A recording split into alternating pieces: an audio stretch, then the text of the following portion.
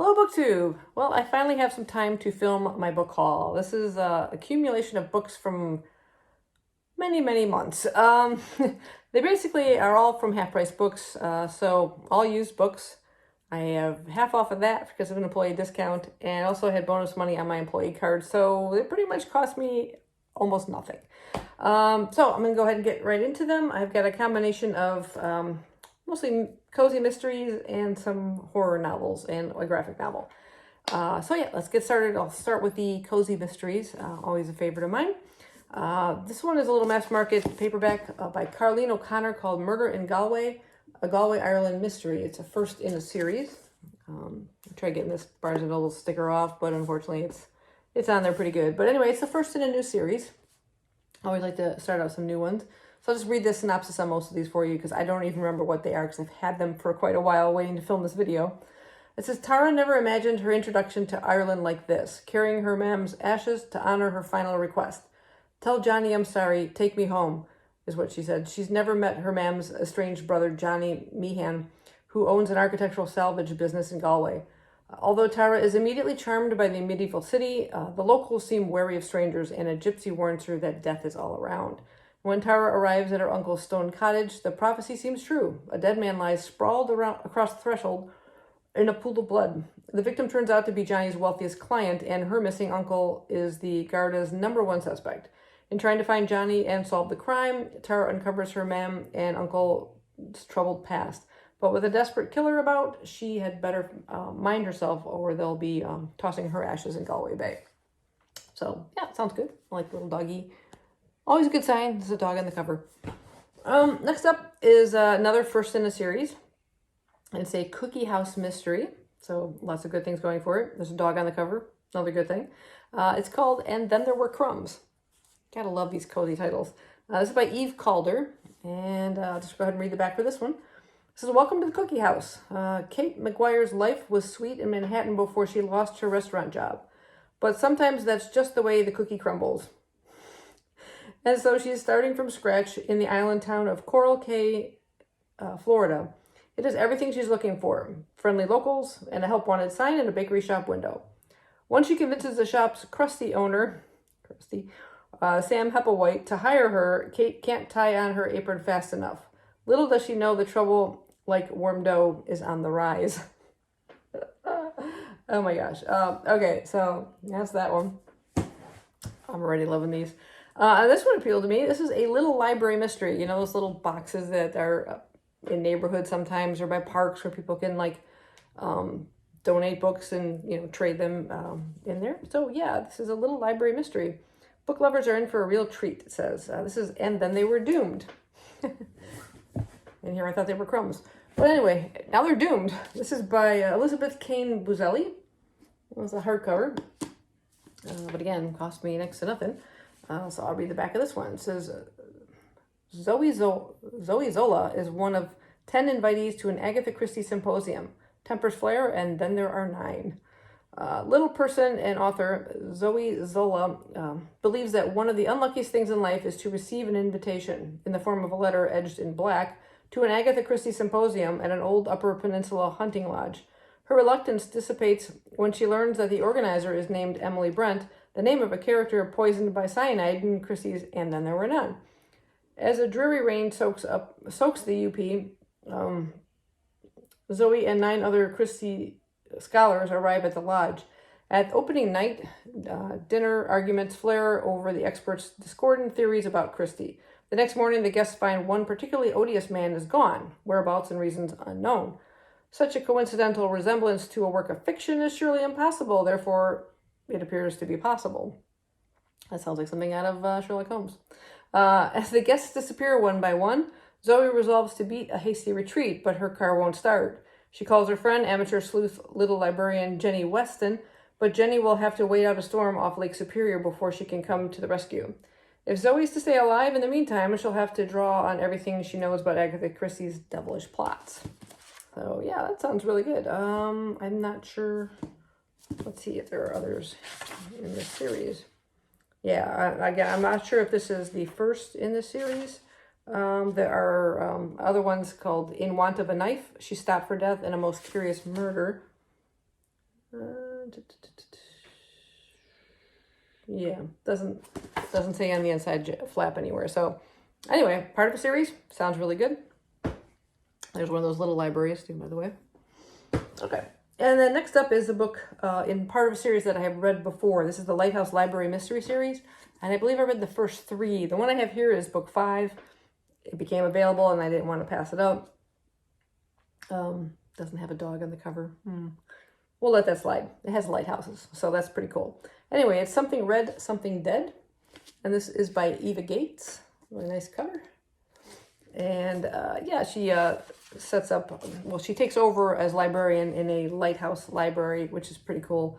The first one featured a lot of, I think it was Jane Austen, a series of Jane Austen rare books come there and start to disappear and murders take place. That was like in book 1, but it's really quite good. I really enjoyed it.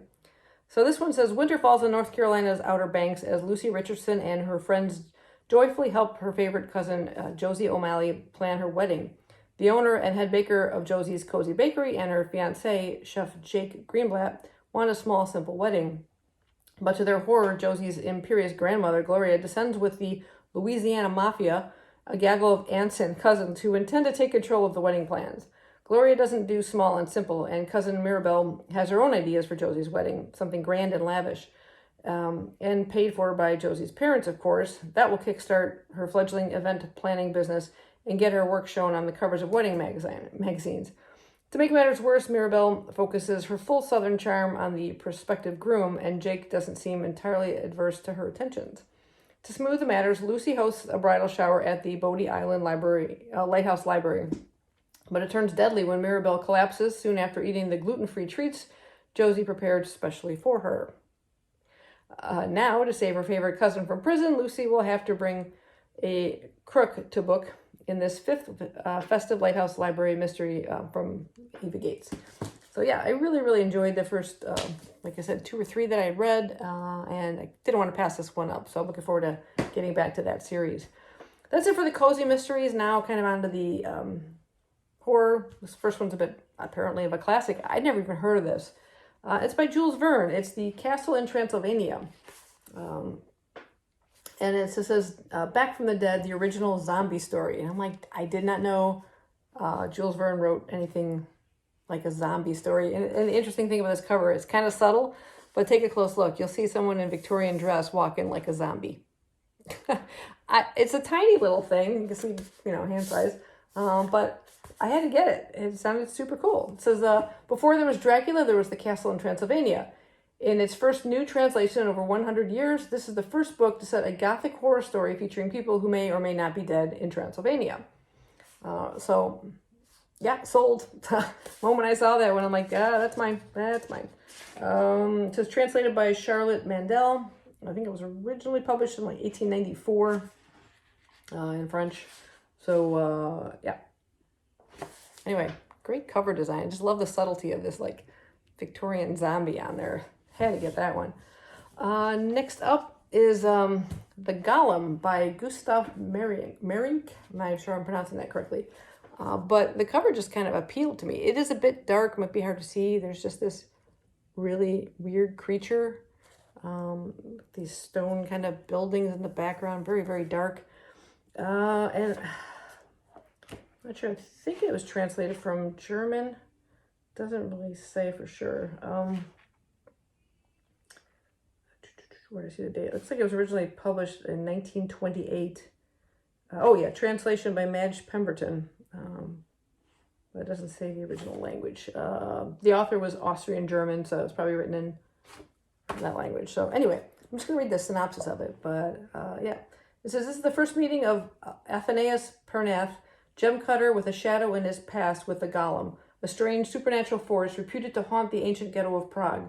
From this meeting grows an incredible web of experiences set within the twisted, crumbling walls and dark passages of the ghetto around the turn of the century. Strange mystical visions, wonderful transformations, lurking terrors, and perplexing revelations come into being around twin personalities of Pernath and the Golem, against the background of hatred and frustrated love, malice, and Kabbalistic saintliness. It says the legend of the Golem has attracted the attention of many writers, including such important contemporary figures as Isaac Bashevis Singer and Elie Wiesel. Gustav Mehring's The Golem is the most famous fictional treatment and is one of the most famous supernatural novels in modern European literature.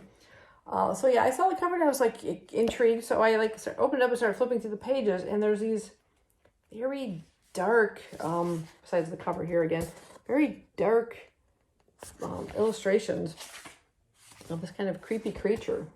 There it is again. And it just intrigued me, like, what is it? What is this book?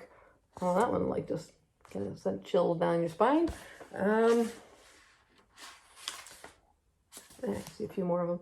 So I was just really intrigued just by looking at some of these illustrations here. So what was going on with this? Is this some kind of based on some kind of fact? It's like actual photos of, I guess this is that's the ghetto in Prague. So yeah, and there's our author. So yeah, I was curious and I picked it up. We'll let you know when I read it. Next up is one I came across. At first I just thought it was just some kind of teen book or something, and I'm like, okay, whatever. But then I noticed the names of the authors, and I'm like, I know them. I follow their YouTube channel. They're like ghost hunters on YouTube. I just noticed Sam and Colby. And in fact, you might see me wearing this sweatshirt quite often, this Never Normal sweatshirt. And there's like the 3 a.m. time on there, the ghostly hour. There's even a planchette from a Ouija board. I actually got it from their merch. Just one of my favorite sweatshirts. But yeah, I saw this and I'm like, I gotta pick this up and see. But I guess it's their first attempt at writing. So it's a Sam and Colby story, Paradise Island. And it's Sam Goldbeck and Colby Brock with Gabby Triana. And it is fictional, but it is sort of loosely based on a trip that they took to Hawaii. This is back in like 2019. Yeah, one of the most insane stories we've ever told based on a real vacation. So I guess there's some kind of facts. I love their YouTube channel. They're better than some of the ghost hunters you see on like mainstream cable and stuff. Them and Exploring with Josh, I really enjoy like both of their channels. Yeah, they're just super cool. But yeah, so I'll read to the back on this one too. Got a bright cover. That's apparently supposed to be them. It says, when YouTube ghost hunter Sam and Colby head to Kauai for an annual bro trip with 2 childhood buddies, they're dying for a break from the paranormal investigations. Instead, they find themselves at the center of their most horrifying mystery yet. 4 best friends, check. 1 unforgettable week in Kauai, check. Sun surf and hula girls in bikinis, check. A creepy mansion on the forbidden side of the island, check. Sam and Colby's vacation in paradise goes from enchanting to weird to deadly when Trey, an old acquaintance, insists that they can't leave without a visit to the legendary Napali coast. It turns out Trey has been living in the infamous Bell Estate, owned by a wealthy and eccentric widow who locals believe is a witch. The only thing odder than how a 23-year-old college kid from Utah ended up living in a remote and isolated mansion on the north shore of Kauai is that he's romantically involved with a woman old enough to be his grandmother. Bell Estate's walls hold an eerie sway over all who enter, and a dark, shadowy presence seems to be following them around the grounds. And when an unfavorable change of plans forces them to stay overnight, Sam and Colby are in for the most terrifying encounter of their lives. So, yeah, well, that's just the back cover of it. Kind of bright and sunny there in Kauai, and then I guess things turn really dark. So, I'm curious to see if they have any writing ability. I'm sure they have some kind of co-writer. Maybe that's Gabby Triana. Maybe she's the more the author. We'll see. But it does say it's a work of fiction, and yet slightly based on a previous trip.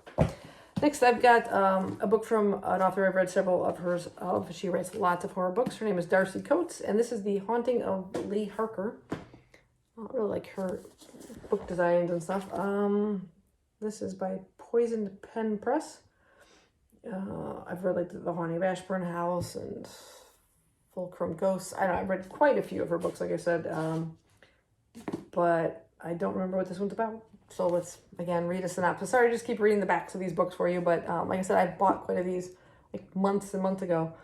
It says, sometimes the dead reach back. Lee Harker's quite quiet suburban home was her sanctuary for more than a decade until things abruptly changed. Curtains open by themselves, radios turn off and on, and a dark figure looms in the shadows of her bedroom door at night, watching her, waiting for her to finally let down her guard enough to fall asleep. Pushed to her limits but unwilling to abandon her home, Lee struggles to find answers, but each step forces her towards something more terrifying than she ever imagined. A poisonous shadow seeps from the locked door beneath the stairs. The handle rattles through the night, and fingernails scratch at the wood. Her home harbors dangerous secrets, and now that Lee is trapped within its walls, she fears she may never escape. Do you think you're safe? You're wrong. That's what it says on the back. Anyway, that sounds really good. I've read quite a few of her books, like I said, and I've really enjoyed all of the ones so far. I think one of them, I don't remember the name right now. I don't think I have it up here anymore. But when I read it, it felt like unfinished, and sure enough, there's like 2 or 3 more books in this series. That one I was a little bit like, but now I realize why, because it wasn't finished. It has more to go. But like I said, I have enjoyed all of her writing, so looking forward to that. And if you're into any of these kind of like ghost hunter shows, like I said, the YouTube channel Sam and Colby or Exploring with Josh, on cable I've started watching Portals to Hell with Jack Osborne. That one's really good too. I really enjoy that. So let me know if you guys watch any of that stuff. I know it's all, whatever, but believe, don't believe. It's fun. It's like watching a scary story, but kind of makes it more creepy because it's not portrayed as like a movie. Next up is my graphic novel, and I've actually read, I think, the first installment of this. This says it collects issues 1 to 12 of the comic, and I think I read, like I said, maybe the first one quite some time ago, but then I saw this one, and I thought, well, I hope it's contained in just 12. It'd be nice if it was complete, but I really enjoyed it. I love the artwork. It's exceedingly dark, and apparently they've now made a Netflix series, which I no longer have Netflix, so I'm missing all my shows I wanted to watch. I wanted to watch Umbrella Academy and Stranger Things, just Heartstopper, all the shows that I want to watch, and I find out this one's on there too, and I just gave up Netflix, but that's okay. Maybe one day it'll be on video and I can, rent out the DVD or something. So anyway, this is called October Faction. Super cool. I love the artwork. This is by Steve Niles and Damian Worm. Damian Worm. What a name. Anyway, it really appeals to me because I love this super dark artwork. It's not overly colorful. It does have like almost monotone in terms of like pages will have this like the one kind of dark feel, like a bluish tint or an orange tint, and just I mean, look at that. That's just creepy. Anyway, reading the back of it, it says October Faction, open season. Meet the Allen family. In this tale about typical challenges that a very atypical family encounters while fending off the attacks of vampires, werewolves, demons, and more. From Steve Niles, the co-creator of 30 Days of Night, read those are also very, very dark, and artist Damian Worm, comes a series about retired monster hunter Frederick, his wife Dolores, and their 2 children, Joff and Vivian. As Frederick works to put his monster hunting days behind him, his 2 kids insist on joining the family business, but ghosts from the past refuse to stay dead, and conspiring forces lurk in the shadows, all leading to a massive showdown with forces of supernatural and natural alike. So that is October Faction. Volumes, issues 1 to 12. A little black and white in there. But it's just super, super dark. I just really love. Look at that. That's like off the call, just blue tone there. Looks really cool, really creepy. I might be saving that one for a little later, maybe in the fall sometime.